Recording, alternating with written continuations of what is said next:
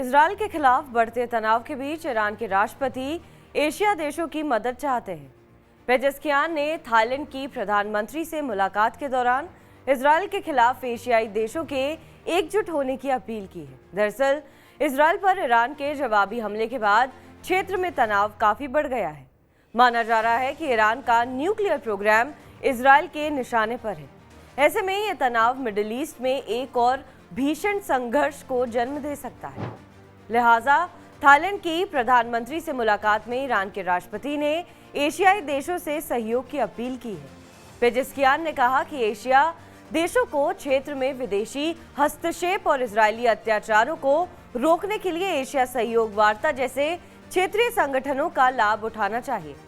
पेजेस्कियान ने कहा कि इजरायल आत्मरक्षा के बहाने महिलाओं और बच्चों को मार रहा है और अस्पतालों, स्कूलों और नागरिक ठिकानों पर बमबारी कर रहा है। उन्होंने कहा कि अंतर्राष्ट्रीय समुदाय की चुप्पी के बीच ऐसी घटनाएं शर्मनाक हैं।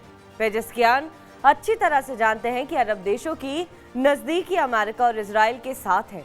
वहीं क्षेत्र में वर्चस्व की लड़ाई और शिया सुन्नी विवाद के चलते भी ज्यादातर अरब मुल्क ईरान का साथ नहीं देंगे। गाजा में एक साल से जारी जंग के बीच ईरान कई अरब देशों समेत तमाम इस्लामिक मुल्कों से इजरायल से व्यापार खत्म करने की अपील करता रहा है, लेकिन इसका कोई खास असर नहीं हुआ।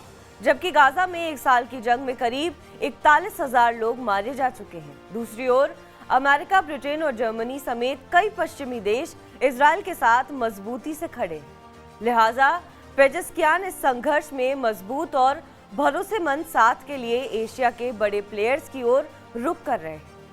रूस और चीन पहले से ईरान के साथ है। ऐसे में अगर ईरान को भारत का साथ मिल जाए तो वो इस तनाव को बढ़ने से रोकने में कामयाब हो सकता है। बड़ी बात यह है कि भारत की साख न केवल एशिया बल्कि पश्चिमी देशों के बीच भी मजबूत है। रूस यूक्रेन युद्ध के समाधान के लिए भारत की भूमिका कितनी अहम हो सकती है, ये बात अमेरिका जानता है। ऐसे में अगर भारत मिडिल ईस्ट में बढ़ते तनाव को रोकने में आगे आता है तो मुमकिन होगा अमेरिका समेत पश्चिमी देश उसका साथ दें। इसके अलावा ईरान और इजरायल दोनों के साथ भारत के मजबूत संबंध हैं। भारत इजरायल फिलिस्तीन विवाद में भी टू नेशन समाधान यानी इजरायल के अस्तित्व के साथ साथ आजाद फिलिस्तीन का समर्थन करता है। भारत ग्लोबल साउथ की मजबूत आवाज और एशिया की तेजी से उभरती अर्थव्यवस्था है। ऐसे में इस टकराव को कम करने में भारत की भूमिका काफी अहम साबित हो सकती है। यही वजह है कि ईरान के राष्ट्रपति एशिया देशों के साथ आने की अपील कर रहे हैं।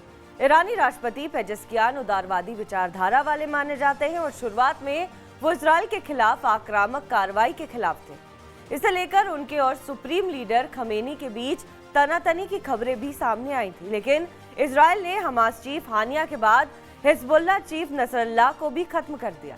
ईरान में विरोध और बढ़ते दबाव के चलते पेजेस्कियान को जवाबी कार्रवाई का फैसला करना पड़ा, लेकिन अब वो जानते हैं कि अगर ये टकराव बढ़ता है तो इसका नतीजा क्या हो सकता है। बहरहाल इस खबर पर आपका क्या कहना है हमें कमेंट करके जरूर बताएं। बाकी देश और विदेश की तमाम बड़ी खबरों के लिए आप देखते रहे TV9 डिजिटल।